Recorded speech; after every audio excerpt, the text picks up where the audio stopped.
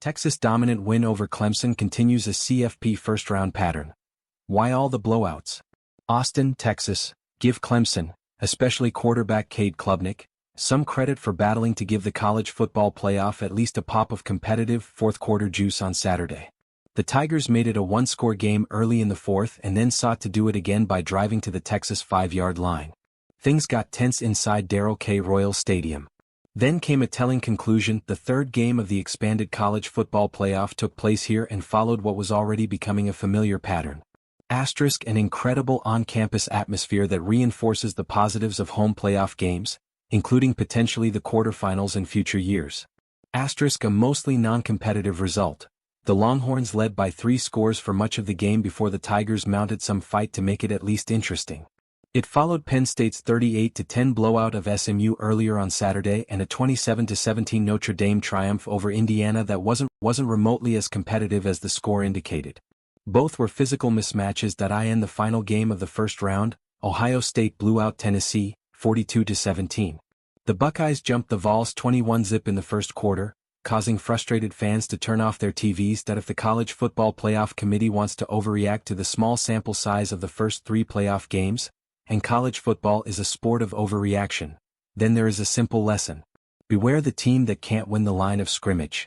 For all the pyrotechnics of the modern offense, all the 7-on-7 influence, the CFP began with 3 games where one team was capable of manhandling the other. The Longhorns used a road-grading offensive line that could open gaping holes in the Clemson defensive front. Conversely, their defensive line all but lived in the Tigers' backfield, harassing, if not sacking, Klubnik all night. Texas rushed for 292 yards, including Jaden Blue touchdown runs of 77 and 38 yards. Clemson went for just 76 on the ground. I always put up what it takes to win each game, Texas coach Steve Sarkisian said. One of the first bullet points was run to win. We have to run the football to win this game, and we need to run the football to win in these playoffs. Notre Dame outrushed IU, 193-63. Penn State dominated the ground game against SMU to the tune of 185-58. That doesn't count the defensive line pressures, which in State College contributed to 3 critical SMU interceptions, 2 returned for touchdowns. It was the same in South Bend, where Indiana kept punting despite trailing by 3 scores because our offense was doing nothing, Hoosiers coach Curt Cignetti said. Ohio State sacked Tennessee QB Nico Iamaleava 4 times and pressured him constantly in the Buckeyes' blowout win. That's what I'm always going to believe in, an O-line/D-line driven program, Notre Dame coach Marcus Freeman said Friday. Being able to run the ball on offense and to be able to stop the run on defense with your guys up front. It didn't take long for social media to erupt in debate over how the selection committee blew it, namely by giving at-large bids to IU and SMU. Clemson got in via the ACC's automatic bid.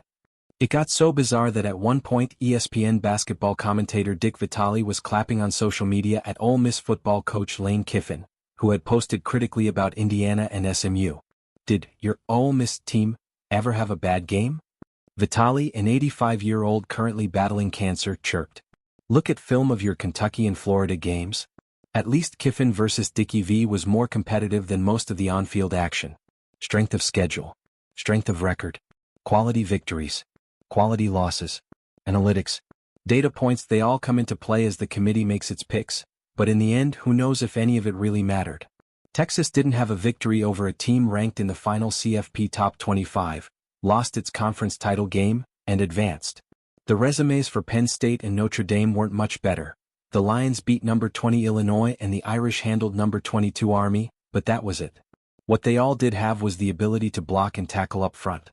It was clear Texas was going to win this game on their opening drive, despite trailing 7-0 at the time. That's when Kelvin Banks, Hayden Connor, Jake Majors, DJ Campbell and Cameron Williams took the field and started violently pushing around the Clemson defense that allowed Quintrivian Wisner and Blue to blast through holes for first down after first down. The Longhorns hit the end zone on their first 3 drives, run-heavy affairs covering 75, 65 and 87 yards. It was basically over. With its 2 recent national championships, Clemson has a much greater pedigree than IU and SMU, and a gifted passer in Klubnik who could keep them alive. Still, the script was mostly the same. One team could run the ball. The other couldn't. From the start of the game it was clear the Longhorns would be able to bully their way to whatever result they wanted. How does a selection committee quantify great line play? That's the hard part. And there is the intellectual argument that winning, no matter how, is what should actually matter. Reputation, let alone the eye test, suggests that the three-loss SEC teams that were left out of the field, Alabama, Ole Miss and South Carolina, would have fared better at the point of attack. Then again, who truly knows? Non-competitive games happen in football, from the NFL playoffs to even the old two-team BCS or four-team playoff.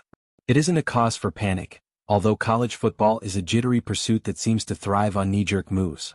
In this case, it's pretty obvious: 3 dominating victories built on dominating the line of scrimmage.